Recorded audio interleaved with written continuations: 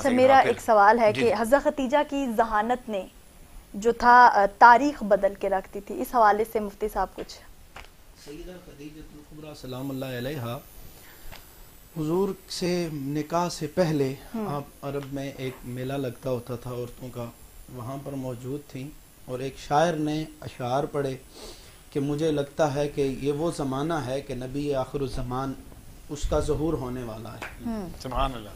تو اگر اس سے جو نکاح کرے گی عورت وہ بڑے نصیبوں والی ہوگی۔ سبحان اللہ۔ کہتے ہیں عورتوں نے اسے دھتکارا اور بھیج دیا کہ عورتوں کے میلے میں تم کیوں آئے ہو، تو سیدہ خدیجہ فرماتی ہیں کہ میں نے وہ بات پلے باندھ لی، وہ بات پلے باندھی تو ایک وقت آیا کہ میں نے دیکھا کہ مکے میں چرچا ہے ایک شخص کا جسے لوگ صادق بھی کہتے ہیں، امین بھی کہتے ہیں، اعلیٰ بھی کہتے ہیں، جی جی، بڑا سچا ہے، بڑا کھرا ہے۔ تو حضرت خدیجہ کہ بڑی مالدار تھی اور لوگوں کے ذریعے تجارت کرتی تھی، تو آپ نے اپنے غلام میسرہ کو حضور کی بارگاہ میں بھیجا کہ انہیں میرے مال کی پیشکش کرو کہ وہ تجارت کے لیے جائیں۔ اس وقت مکے میں قحط تھا اور تجارت کی ضرورت بھی تھی۔ حضور وہ مال لے کر گئے، حضرت میسرہ بعد میں صحابی بن گئے۔ آپ کو حضرت خدیجہ نے فرمایا کہ مال تو بیچنا ہی بیچنا ہے، تجارت کرنی ہی کرنی ہے، تو نے بس ایک کام کرنا ہے، مجھے یہاں سے لے کر واپسی تک بتانا ہے کہ محمد ہے کیا، اس کی سیرت کیا ہے۔ سبحان اللہ۔ ایک بہانہ تھا، بہانہ تھا تجارت کا کہ میں دیکھوں کہ یہ اس میں کون سی نشانیاں۔ بالکل بالکل ایسا ہی ہے۔ حضرت میسرہ ساتھ گئے، حضور کے ساتھ تجارت کر کے آئے، تو واپس آئے تو حضرت خدیجہ نے پوچھا کہ مال میں جو ہے نا 10 گنا نفع، بعض نے کہا کہ 70 گنا نفع زیادہ ہوا۔ اس نے کہا اتنا مال کہاں سے لے کے آئے ہو؟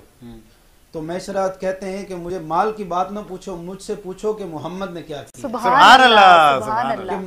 مال تو وہ بیچ رہے تھے، تجارت وہ کر رہے تھے، میں بس حضور کو دیکھ رہا۔ سبحان اللہ، سبحان اللہ۔ تو حضرت میسرہ کا وہ بار بار کلام کرنا کہ میں مال کو میں نے نہیں دیکھا کہ کس طرح بیچا ہے، کس طرح، میں تو بس حضور کی ادائیں دیکھتا رہا، کچھ نئی بات نہیں، حسن پہ آنا دل کا مشغلہ ہے یہ نہایت ہی پرانا دل کا، وہ بھی اپنے نہ ہوئے دل بھی گیا ہاتھوں سے، ایسے آنے سے تو بہتر تھا نہ آنا۔ سبحان اللہ، سبحان اللہ۔ ان کی محفل میں نصیر، ان کے تبسم کی قسم، دیکھتے رہ گئے ہم ہاتھ سے جانا۔ سبحان اللہ، سبحان اللہ۔ کیا کہنا؟ کہتے ہیں کہ میں تو حضور کی ادائیں دیکھتا رہا کہ حضور جب نکلتے دھوپ میں تو سخت کڑکتی دھوپ ہوتی تو بادل آ کے آپ پہ سایہ کر لیتا تھا، آپ پر آ کے جو ہے نا بیٹھ جاتا تھا۔ تو ایک مقام ایسا بھی آیا کہ ایک درخت کے نیچے حضور آرام فرما رہے تھے، تو ایک راہب میرے پاس آیا، راہب آیا کہ یہ شخص کون ہے جو اس درخت کے نیچے سویا ہے، لیٹا ہے۔ تو میسرہ کہتے ہیں کہ یہ عرب کے شرفاء میں ہیں، عرب کے جو ہے نا ان لوگوں میں ہیں جو ہے نا جن کے پاس کعبۃ اللہ کی چابیاں ہیں، جن کے پاس حرم پاک ہے، وہ ان شرفاء میں ان کا نام آتا ہے۔ کہا کہ میں نے کتابوں میں پڑھا ہے کہ اس درخت کے نیچے کوئی عام بندہ نہیں لیٹے گا، وہی لیٹے گا جو اللہ کا آخری نبی بنے۔ سبحان اللہ، سبحان اللہ۔ یہ اس کی نشانی ہے۔ تو جب یہ نشانیاں جو ہے نا آپ تک پہنچی تو پھر آپ کی جو ہے نا اس نے کام کیا، آپ کی جو ہے نا آپ نے نکاح کا پیغام مجھے خیالات تھے ذہن میں، باتیں تو بہت ساری ہیں، لیکن آپ نے وہ نکاح کی جو ہے نا پیغام بھیجا، وہ ایکسپٹ ہوا۔ اور ملکۃ العرب جو عرب کی جو ہے نا سب سے بڑی، جہاں بڑے بڑے لوگ جو ہے نا خواہش کرتے تھے کہ خدیجہ سے ہم نکاح کریں، تو حضور جو ہے نا کو خود جب پیغام آیا ایک عورت کے ذریعے، حضور نے بڑا زبردست بڑا لطیف جملہ ہے، کہتے ہیں جو ہے نا محدثین مفسرین کہتے ہیں کہ انتظار، لوگ پیغام بھیج رہے تھے خدیجہ کہ ہم سے شادی کرو، ہم سے نکاح کرو، لیکن حضور تک جب پیغام پہنچا تو حضور نے فوراً نہیں فرمایا کہ میں جو ہے نا نکاح کروں گا، آپ نے فرمایا پہلے میں اپنے محسن چچا ابو طالب سے پوچھوں گا، پھر اس بات کا جواب۔ سبحان اللہ، سبحان اللہ۔ پھر آپ نے جواب دیا اور جب آپ کا نکاح ہوا، وہ عظیم الشان وہ جو ہے نا نکاح کی تقریب ہوئی، حضرت خواجہ ابو طالب نے آپ کے نکاح کا خطبہ پڑھا، اور نکاح خان مصطفیٰ حضرت خواجہ ابو طالب ہیں، انہوں نے آپ کا خطبہ پڑھا نکاح کا۔